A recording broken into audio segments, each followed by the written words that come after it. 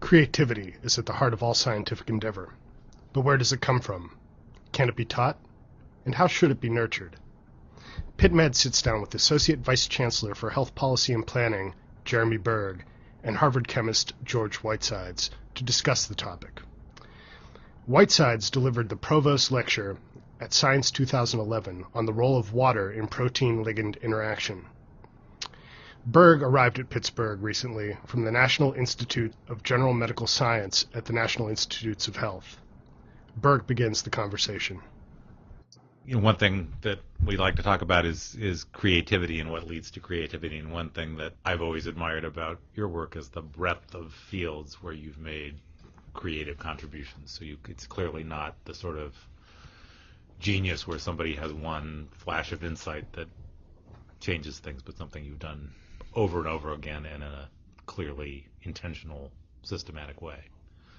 So I'd be interested in your strategies and what you think has led to your successes. I think there are two thoughtful, well-considered strategies in this that I would bring up. The first is simply laziness. So, one definition of creativity is doing something that other people don't do. And the nice thing about working in areas where other people haven't worked is you don't have to read the literature and you don't have to pay attention to it and you don't have to do it. You can do it according to your own pace. We have an idea for something new.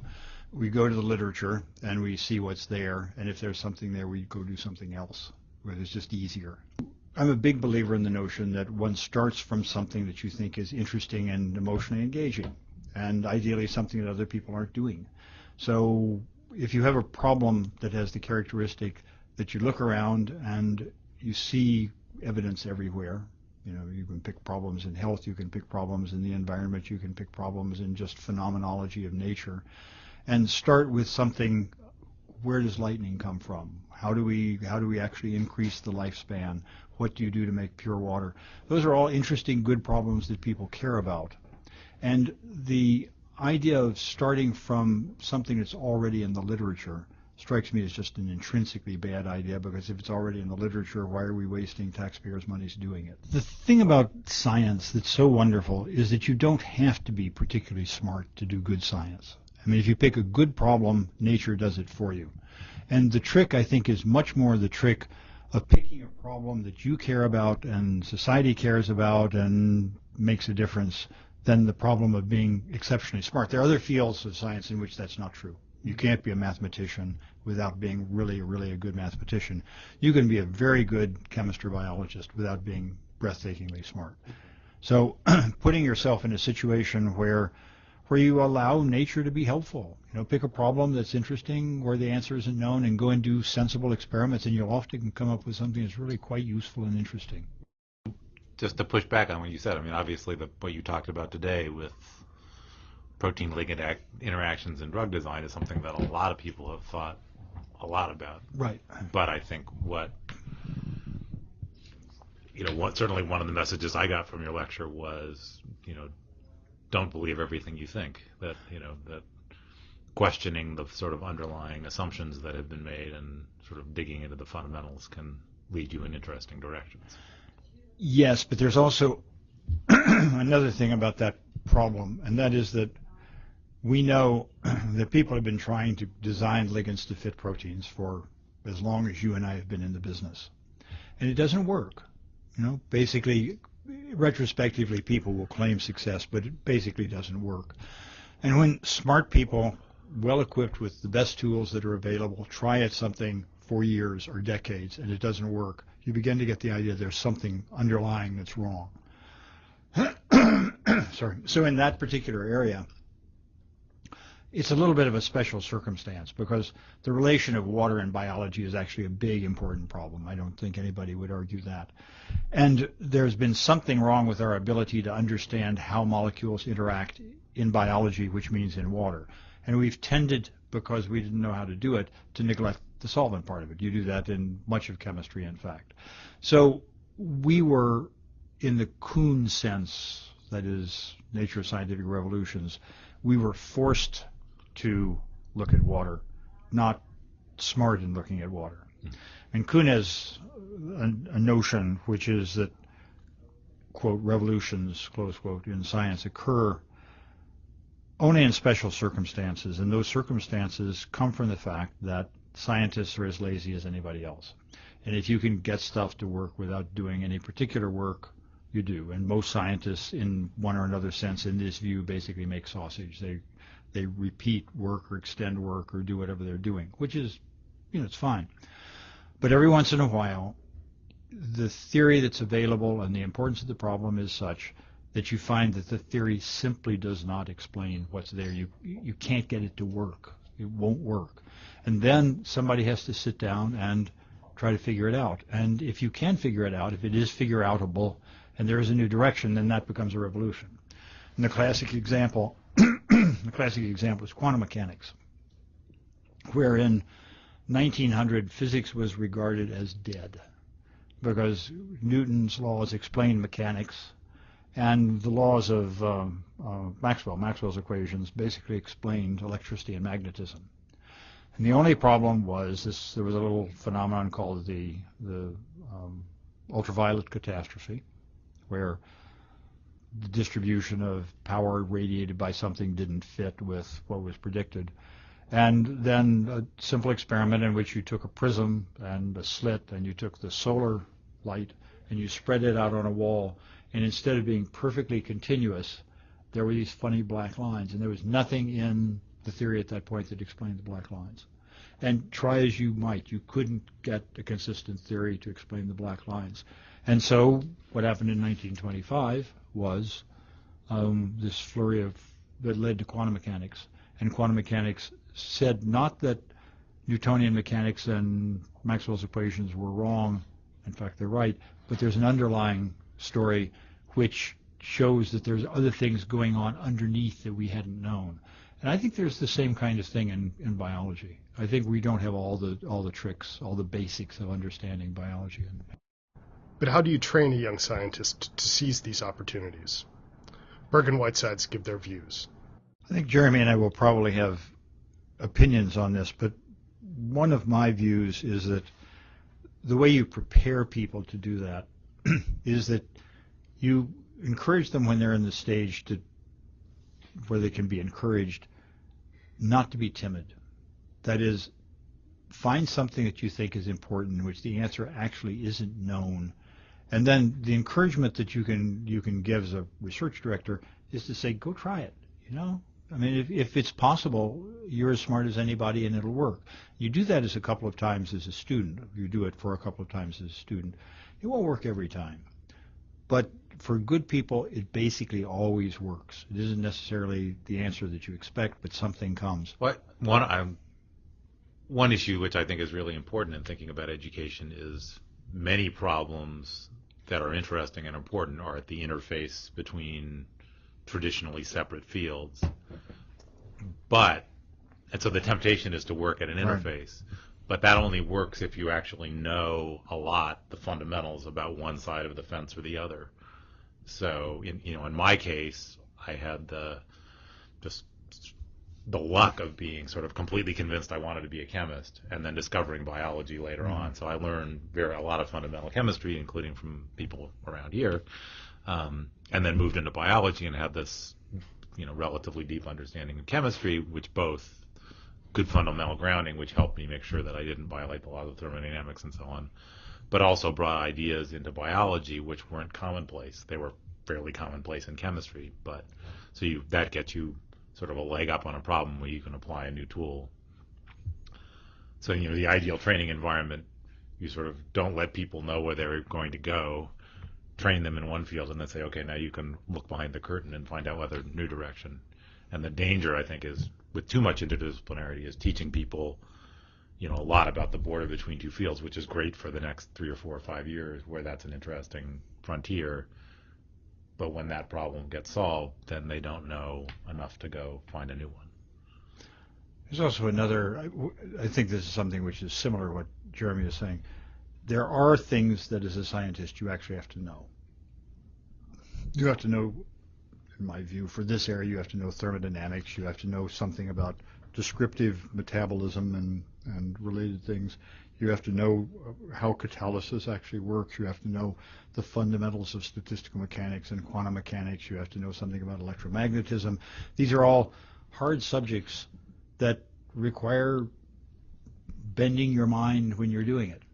But the laws of electromagnetism in biology are exactly the same as the laws of electromagnetism in physics or in circuit theory or anything else.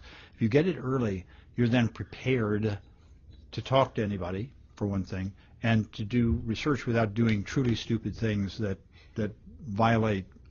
My entire career as a consultant has been spent doing one thing, which is to ask the question basically of, does the proposed project violate the second law of thermodynamics? And frequently it does, and when it does, you can say with perfect confidence that you should not do this because it will not work. And they say, well, how do you know it can't work? And I say, I know it can't work. It violates the laws of thermodynamics. Well, in this, in physics and chemistry, what you need to know is well defined. But one thing I've learned moving into biology and medicine is that there also are the same level of information. It's not quite as fundamental in terms of being able to write it down as Maxwell's equations or something. But when I moved into a field from chemistry, which had a lot of implications in developmental biology, I would come up with these wonderful theories and would talk to a real developmental biologist who would say, that can't possibly be right because, it wouldn't predict this and this and this, and those are all known to be absolutely true. So there's a base of knowledge in lots of fields that you need to master in order to avoid being, doing things that are just silly. But there is another side of this, though, which is that the word that I've come to be very unhappy with is the word apprentice. An apprentice is, we hear this often in science, that a graduate student is an apprentice in the research group. He's learning the techniques of the master. It's exactly the wrong way to do it, because the issue is that the master is the master of whatever it is that the master is the master of at that time and place. And 5 years later, it's going to be something else. And somebody who's young, who goes off and does something which is encouraged to go do something which is not, in fact, apprentice work. It is maybe not even clear what it is that they're going off and do, but the two of them, the older person and the younger person, older bringing standards and understanding of what constitutes proof, and younger bringing a different point of view and the ability to actually do the work and think about things, that can be a very powerful combination. I think much more powerful than saying, I as an older person know this set of techniques and you've got to learn that set of techniques. If you do, you'll be like me. And I think the masterclass environment in which you do something with somebody who really knows how to do it well, and they help you to learn how to do it well, as opposed to teaching you how to do it, is the right way of doing things. And the great thing about the U.S. system, at least in the past, has been that as a young independent investigator, as an assistant professor, you could go do what you wanted to do. I have to say I'm a little worried right now because there's so much emphasis on getting money that people begin to try to game the system as opposed to doing what they really want to do, and that's pretty troublesome to me. But the basic idea is go make mistakes, and make mistakes in a forgiving environment, and if you're smart, you'll work it out. No, I would second that. I mean, I was also blessed with supervisors and mentors who would give me the freedom to go off and do things and make mistakes. And it's a lot like parenting. You want to sort of, there are mistakes to be made, but you want somebody to feel comfortable exploring and confident to go off and explore. And if they, they're heading to wander onto the freeway or something like that, you go over and sort of nudge them back away from it. But either that, or you note the fact that if they're having problems staying off the freeway, maybe right. The freeway is the right way. But it's, I think the fear, and, I share George's concerns, is that if you if you build cautiousness and timidity into the system, you're going to seriously limit what comes out the other way. And when I was at NIH, we were involved in developing a couple of programs, and one of the most satisfying things about the programs, which were intended for young investigators and highly innovative projects, was I got several emails and phone calls from people who didn't get the award saying it was so much fun to write about what I really want to do as opposed to what I thought I could get funded to do, that it really helped. What I tell my students is that what I want them to do is to come to me and astonish me, to come with an idea that I just would never have thought of myself. And they do it regularly.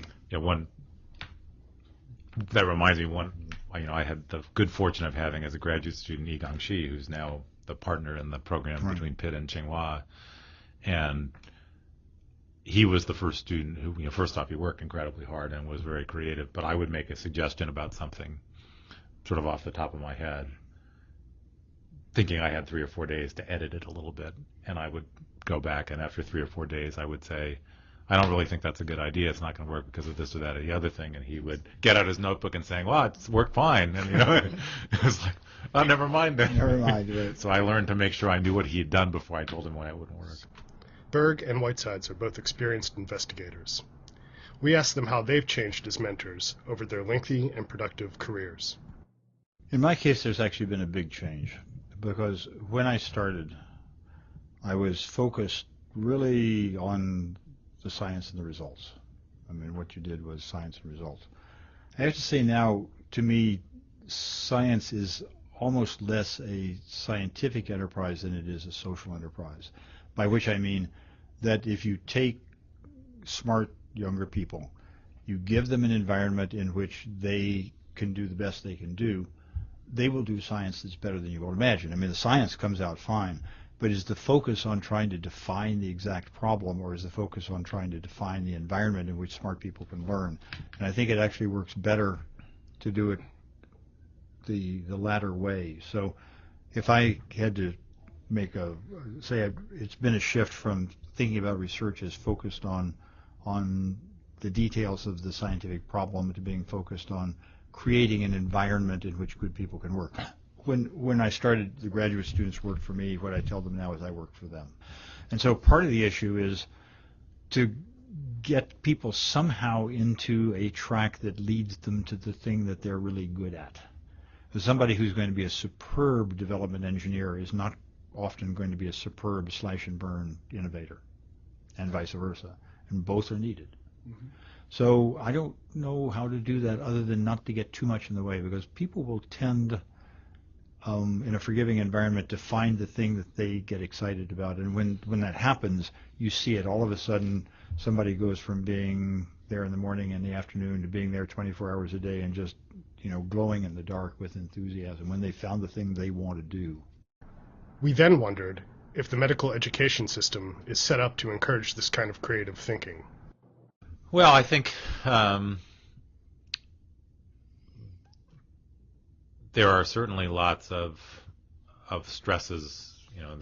Certainly the biomedical research enterprise has grown dramatically over the last couple of decades, and in part because of the way the NIH budget has driven that and has grown in sort of fits and starts rather than a more steady stream. It's led to sort of disequilibrium in some ways. And one of the things that I think is a concern is that people get so focused on paying the bills and doing things that are likely to be funded rather than thinking about what they really, what's really going to make a difference, things that really get them excited, things that are really going to make a difference to science and health. When I started as an academic, I did so because I was motivated by curiosity. I liked following my nose. Arguably, if you want to solve big problems, you should go straight to industry, but I liked following my nose because I was curious about things. And I really never had to think very much about money. It was just there. You went off and did stuff. And now there's this interplay between, particularly in the biological areas, between diseases that are I don't know how you put this, fashionable is not the right word, but There are diseases that everyone worries about, and there are diseases that are arguably as important or more important that people don't worry about nearly as much. Now, why is that? And it's a funny populism of advocacy and things of this kind. And you mix that up with a peer review system, which has become very democratic. Inventive science is intrinsically a elitist activity. Very smart people make the inventions, which lots of people then develop. And when, in fact, the people who are the developers take over the system, then they will generally not be very sympathetic about the people who are going off doing something that's rather different. I think we somehow have to get around that. And, we're an adaptive country, but in many ways, for example, I think to take a particular case, I think the movement toward cost-effective medicine may in fact be led by groups like the Gates Foundation, thinking about third world stuff, as much as by the federal government thinking about cancer. They're different focus. Both of them are important. But if I had put my money on something making a difference, it would actually be the public health approach rather than it would be the cure cancer approach. This Pitt Medcast interview was conducted and edited by Pitt Med senior editor Joe Miksch. Miksch can be reached at jmiksch@pitt.edu.